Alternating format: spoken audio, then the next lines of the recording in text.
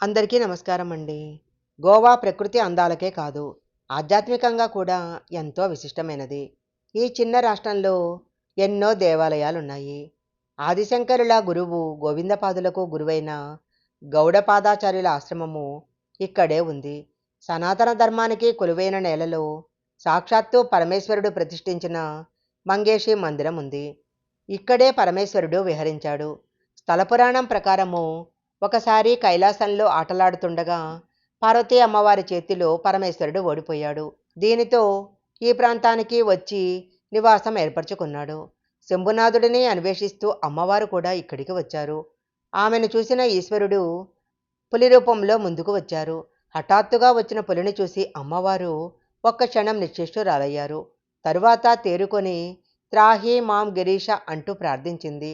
దీని అర్థము పర్వతాలకు ప్రభువైన దేవా రక్షించు అని. వెంటనే ఈశ్వరుడు తన పూర్వరూపంలో రావటంతో అమ్మవారి ఆనందానికి అంతు లేకుండా పోయింది. మాం గిరీషి అన్న పదమే క్రమంగా మంగేష్గా మారింది. జువారీ నది ఒడ్డున పరమశివుడు ప్రత్యక్షమైన ప్రదేశంలో ఆలయాన్ని నిర్మించారు. తరువాత ఈ ప్రాంతాన్ని పోర్చుగీసు వారు ఆక్రమించారు. ఆలయాన్ని నిర్మూలించారు. అయితే కొందరు భక్తులు శివలింగాన్ని సమీపంలోని ప్రియల్కు తరలించారు. 4 శతాబ్దాల పాటు అక్కడే పూజలు నిర్వహించారు. 18వ శతాబ్దంలో మరాఠా సైన్యాధికారి రామచంద్ర సుక్తాంకర్ ఆలయాన్ని పునర్నిర్మించాలని నిర్ణయించారు. దీనితో ఆలయాన్ని నిర్మించి శివలింగాన్ని ప్రతిష్ఠించారు. ఇక్కడ ఉన్న ఎత్తైన దీపస్తంభం ఆకర్షణగా నిలుస్తుంది. ప్రధాన దేవాలయంతో పాటు ఇక్కడ అనేక ఉపాలయాలు కూడా ఉన్నాయి. వినాయక, భైరవ, ముక్తేశ్వర్, గ్రామదేవత శాంతేరి, దేవి భగవతి తదితర దేవుళ్ళు ఇక్కడ కొలువుదీరి ఉన్నారు.